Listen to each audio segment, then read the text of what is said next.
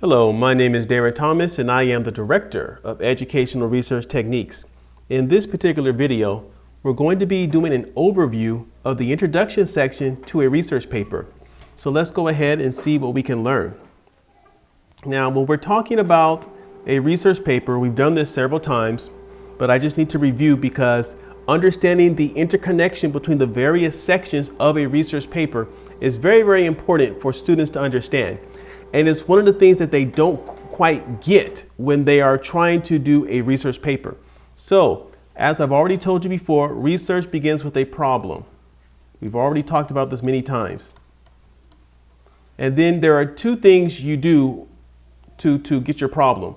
One is you ask questions about it. All right, we've already talked about this before. You ask questions about your problem and you are reading. Okay, you're reading about finding a problem. If you have a problem, you're reading about that problem, or you're reading to find a problem. And as you're reading, it helps you to shape the type of questions you want to ask. That is what we're doing this for. And so just so you know, this reading, it becomes your review of literature eventually. We will talk about that in the future. Now, after you've figured out what your problem is, when you start to have your questions, or they could be objectives, whatever you want to call them, then you need to explain how you're going to answer the questions about your problem. After that, you share the answers to the questions about your problem. Lastly, you explain, or you interpret, or you draw conclusions, if you will, about your answers to your questions about your problem. That's how all these parts work together. And so the how part here, how you're going to answer, that's your methodology. As I've already mentioned before, we're just going to put method for short. The answer section, we call this results. Sometimes they call it findings. I'm sure there are other terms out there that I'm not aware of. And the explanation, that's also your discussion. We're going to put dis for short, and your conclusions. This right here is the outflow of a paper. Now, the problem in the questions, I forgot to mention, this is your introduction. Now, there are more pieces to each of these, but this is the major overview. And as I've already said several times, it is critical that you understand how these different sections work together, because that is when you begin to master the process of going through the scientific research process. There are brilliant people out there who do amazing research who cannot quite articulate this in a clear manner. And so when they're trying to help their students, it's not quite working out because there's a breakdown in the communication process. And so you have to understand that the problem and the questions lay the whole foundation of the entire paper, and it is the introduction that is the most difficult section to write, because you don't quite see the big picture yet. You don't see how all the parts work together. So sometimes with people, and it all depends on how your mind works, they might not approach the introduction to begin with. They might go into the review of literature, and as they read, they begin to extract the pieces that they need for the actual introduction and then move on to the other parts. Again, it all depends on the style of your teacher. If you're a student, how your mind works, if you're already out there doing research as a professional or whatever. Now, what we're going to move to now is we're going to focus specifically on the introduction of an actual research paper. And again, this is coming from the perspective of primarily social science, the education realm, if you will, and also from a quantitative perspective. Now, having said that, the introduction is going to have several pieces to it.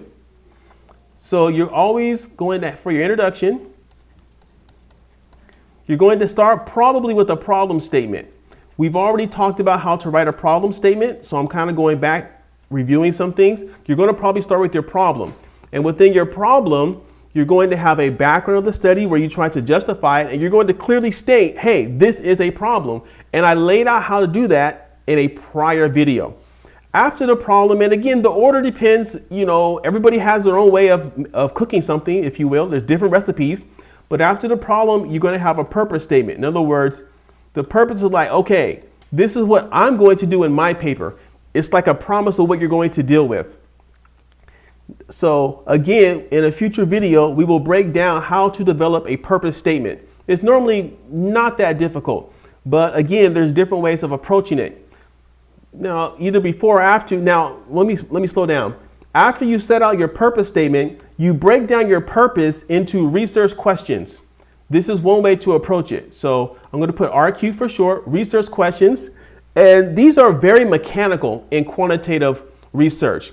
And I will talk about this, of course, in a future video to give you an idea of how to do it. But you have relationship questions, you have descriptive questions, and you have comparison questions. Those are the primary vehicles that things can be approached. Now, there are other ways if you're doing more of a data science type project or whatever, deterministic and things like that. But for our purposes, if you're studying people, you're going to have three primary types of research questions. And again, there are lots of people who disagree with me on that. Another way to break down your purpose statement is into objectives. Okay, this is where it's almost like repeating your purpose statement, but being more specific. And I will break this down for you in a second.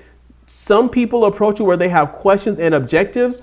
There's no right or wrong way to approach this as long as you know what you are doing and why you are doing it. And another way that purpose statements are broken down is hypotheses. Again, sometimes people have all three, and I don't have time to criticize what's the best way. But it needs to be clear in your mind what research questions are, what objectives are, and what hypotheses are. They're all explaining the same thing. In other words, these are the things I'm going to address in my paper. They're all dealing with the same thing, but it needs to be clear in your mind how they're worded differently. I've had the experience where some journals want questions, some journals want objectives, some journals want hypotheses, some want a combination of the two, or even some want all three. And so it needs to be clear in your mind how to reword what you are studying so that you can meet the expectations of whatever audience you have, whether it's your committee, whether it's your teacher, your supervisor, or whether it's an academic journal. Moving on. The next major part of an introduction is going to be your significance statement. Significance. And again, we're going to talk about this in the future, but the significance statement is basically where you identify your audience and you identify the blessing of reading this paper. And we will talk about that more in the future. And now this next part that I'm going to share with you here, these are things that are sometimes in the introduction and sometimes they're not. So you got your delimitations. This is sometimes in the introduction, is sometimes not. And then you also have limitations. And you also have definition of terms. It really depends. Okay, so when we're talking about delimitations, this first guy right here, we are talking about things you're not going to address in your paper. So for example, if you're doing a study on, female academic performance, well, the delimitation of that is that men will not be in that study. They will not be a part of it. So that's what delimitations are. So sometimes these three things on the screen, they might appear in the introduction, or for these first two, they might show up. I've seen them in like the last section, discussion and conclusion section, particularly for like short articles for like academic journals. For theses and dissertations, this will probably be in the chapter 1. But like I said, it depends on your audience. I'm just trying to give an overview, and you have to put the parts where it's appropriate. Now, for this next one, limitations where you kind of confess the weaknesses of your study. No study is perfect. We all have problems. So for example, if you go out and collect data from students and you did a survey, one weakness is that you have to make the assumption that they're telling the truth when they self-report their attitudes, behaviors, or whatever. That's a weakness because you don't know for sure. And so limitations are where you kind of confess the weaknesses, the flaws of your study so that people are aware of those things. Because when people read them, they might come up with ways to overcome those and do their own publications. And lastly, definition of terms. This is sometimes found in chapter 1, your introduction, if you're doing like a long thesis, dissertation, whatever. However, if you're doing an academic article, you're probably going to find your definition of terms in your review of literature. All right. And so with definition of terms, you're defining all the major terms like the different psychological constructs you might be studying, like, academic self-efficacy or academic dishonesty. These are the things you have to define. What is this? Because different authors, different writers, they define these terms differently. So you have to explain, this is what academic dishonesty means in this paper, so that you're framing how the reader is going to see what you're doing.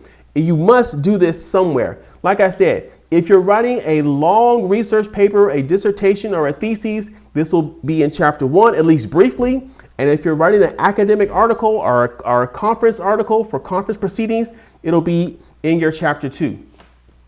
And so now that we have this overview, as we continue going forward, we've already talked about how to deal with writing a problem statement, and we're going to move now to how to write a purpose statement and break down questions and objectives. So let me see if I can kind of summarize what we talked about, and then we will wrap up this video. So in this video, we took a look at the major sections of a introduction to a research paper, again, from the perspective of social science and quantitative research.